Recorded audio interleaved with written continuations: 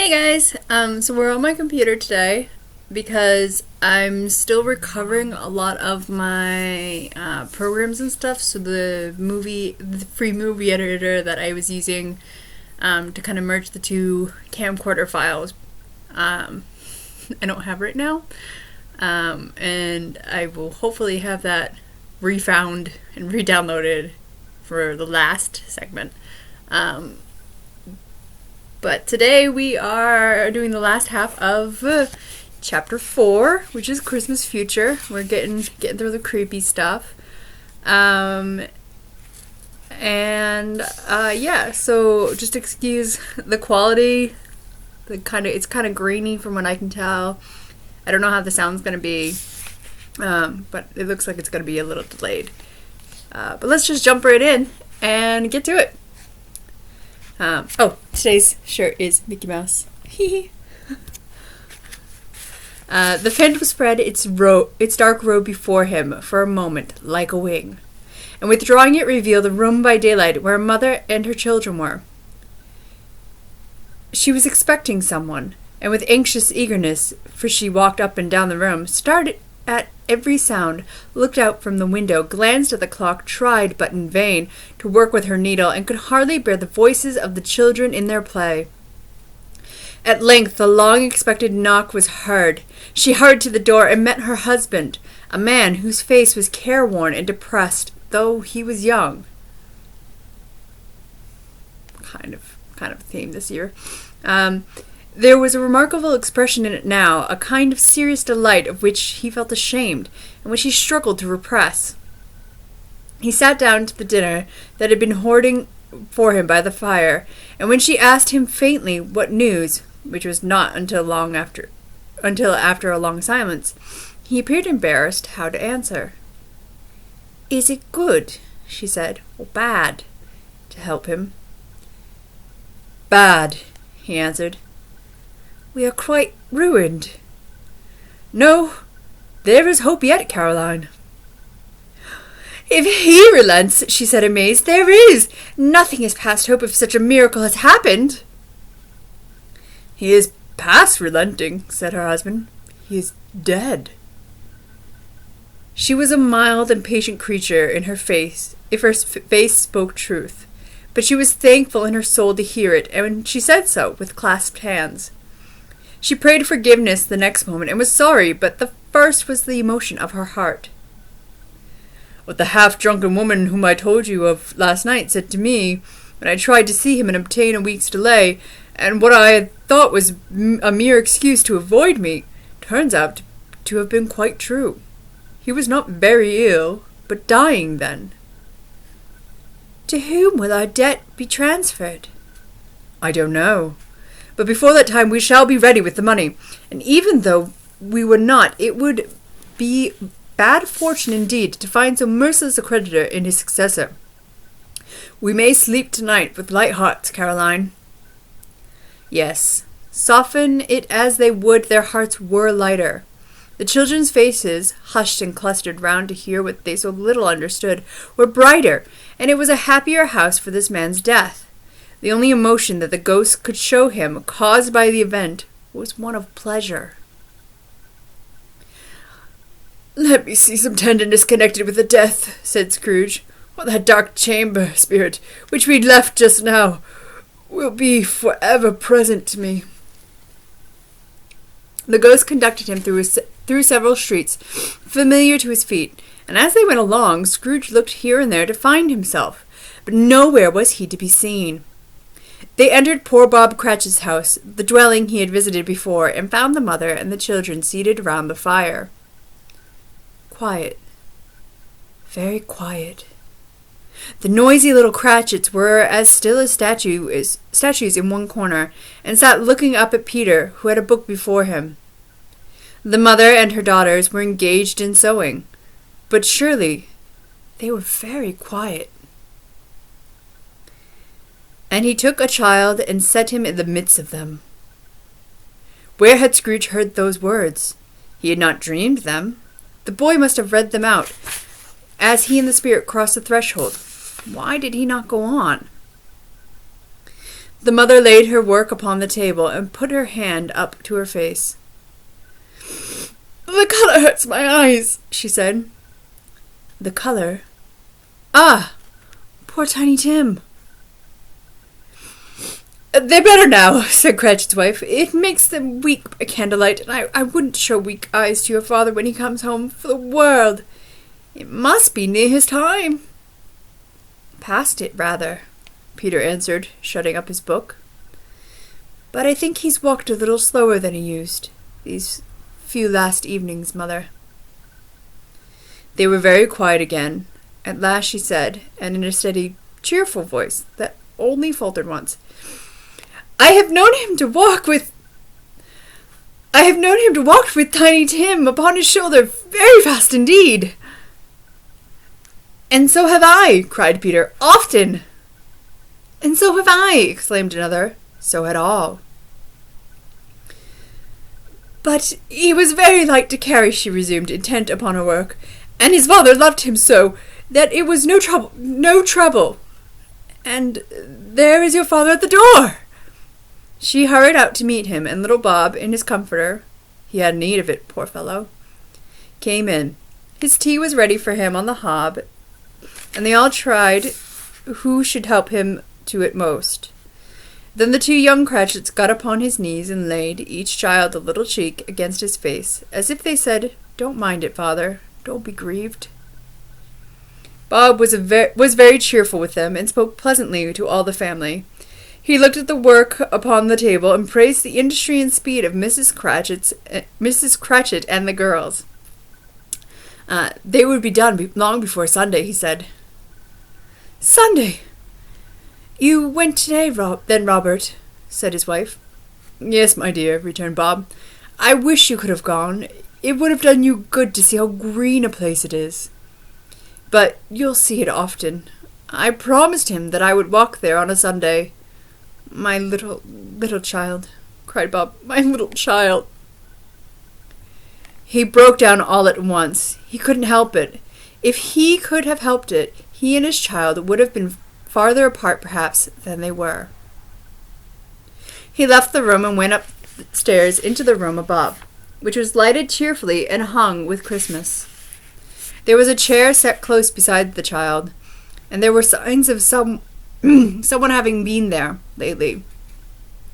Poor Bob sat down on it, and when he had thought a little and composed himself, he kissed the little face. He was reconciled to what had happened, and went down again very happy. They drew about the fire and talked, the girls and mother working still. Bob told them of the extraordinary kindness of Mr. Scrooge's nephew, whom he had scarcely seen but once, and who, meeting him in the street that day, and seeing that he looked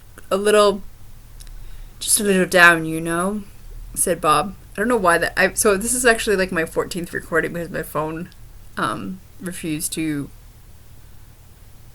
record for very long. And I don't know why, but that line every time I really want to do a fake Scottish accent. Excuse me. Said Bob, inquired what had happened to distress him. On which, said Bob, for he is the pleasantest spoken gentleman you ever heard, I told him. I am heartily sorry for it, Mr. Cratchit, he said, and heartily sorry for your good wife. By the by, how he ever knew that, I don't know. Knew what, my dear? Why, that you were a good wife, replied Bob. Everybody knows that, said Peter. So cute. Very well observed, my boy, cried Bob. I hope they do. Heartily sorry, he said, for your good wife. If I can be of any service to you in any way, he said, giving me his card, that's where I live. Pray come to me.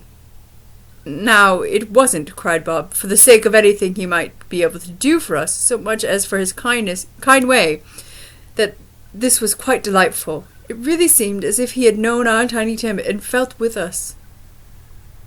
I'm sure he's a good soul, said Mrs. Cratchit. You would be sure of it, my dear, returned Bob, if you saw and spoke to him. I shouldn't be at all surprised, mark what I say, if he got Peter a better situation. Only hear that, Peter, said Mrs. Cratchit. And then, cried one of the girls, Peter will be keeping company with someone and setting up for himself. get along with you," retorted Peter, grinning. "It's just as likely as not," said Bob. "One of these days, though there's plenty of time for that, my dear. But, however, and whenever we part from one another, I am sure we shall none of us forget poor Tiny Tim, shall we? Or this first parting that there was among us." "Never, father!" cried they all. "And I know," said Bob, "I know, my dears, that when we recollect how patient and how mild he was, although he was a little child, we shall not quarrel easily among ourselves, and forget poor Tiny Tim in doing it." "No, never, father!" they all cried again. "I am very happy," said little Bob. "I am very happy." Mrs. Cratchit kissed him, his daughters kissed him, the 2 young Cratchits kissed him, and Peter and himself shook hands. "Spirit of Tiny Tim, thy childish essence was from God." "Spectre," said Scrooge, "something informs me that our parting moment is at hand. I know it, but I know not how.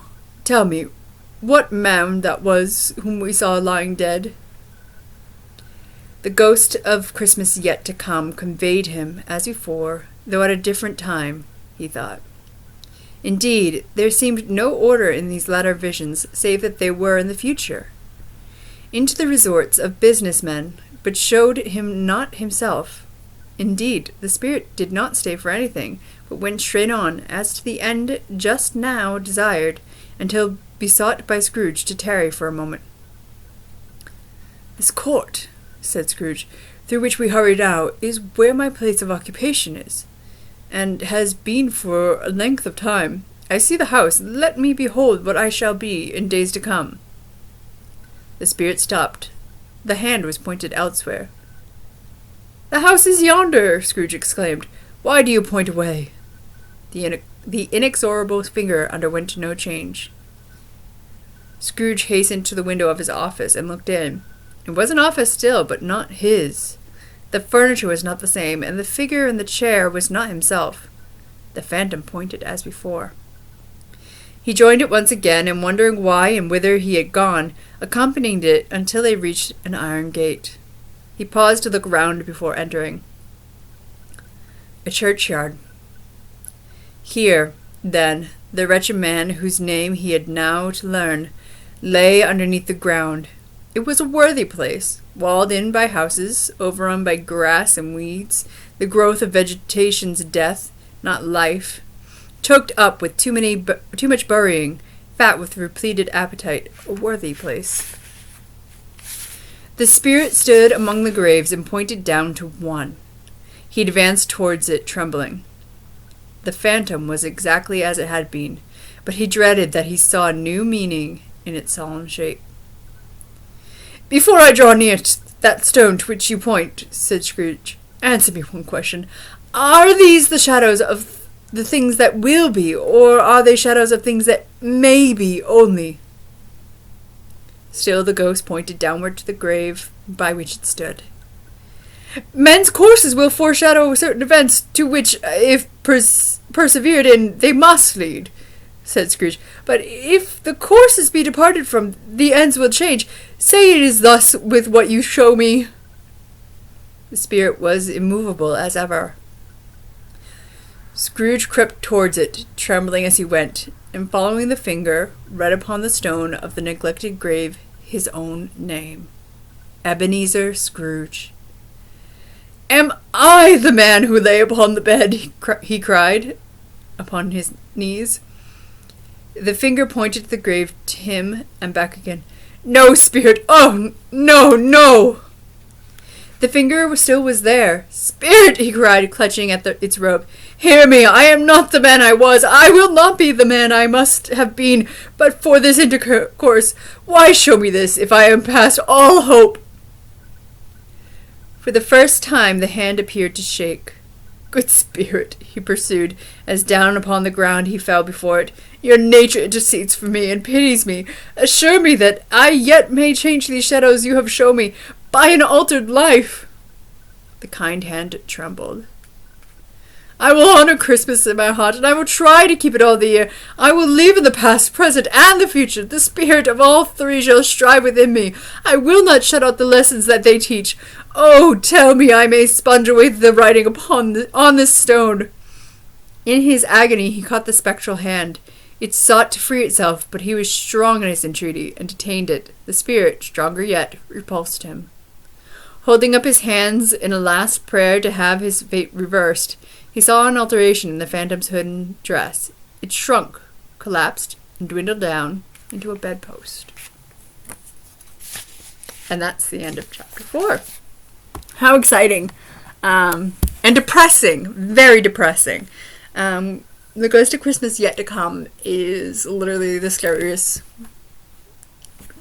overall character. The lead up into him with the Ghost of Christmas Present, with ignorance and greed, it's a really great lead in. I was trying to think of what to talk about for more Christmas future, Christmas Yet to Come ideas, and I figured we should talk about maybe your dreams for your future Christmases or your future in general. My dream is to one day have my own house and a dog. Very simple, very expensive. And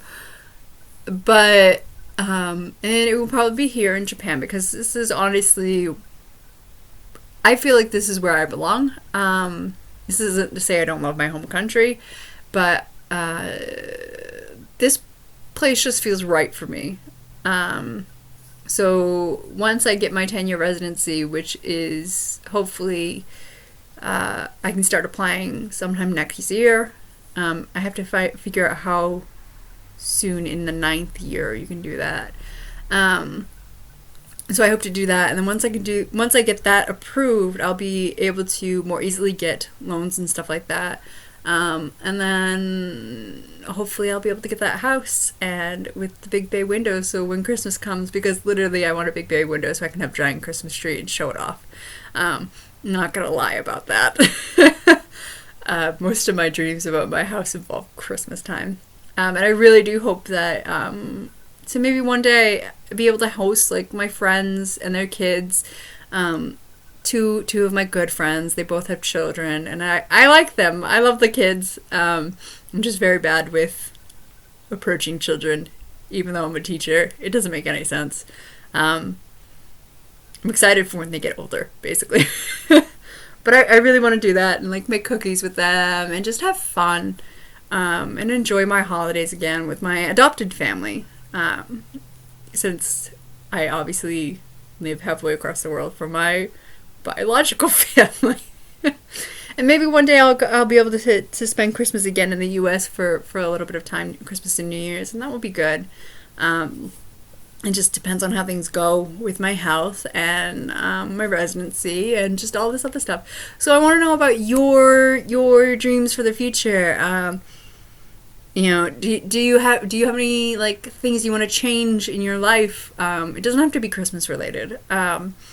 The house and the dog, like I just want a dog desperately. I miss having a pet. But I also know my health is not good enough for me to be able to walk the dog for the amount of time it would need. And also my apartment's kind of small, and it would be spending a lot of time in here while I'm at work, and I just don't want to do that to a pet. And I know some of you are like, well, you should probably get a cat or something. I'm allergic to cats. So that's a no. And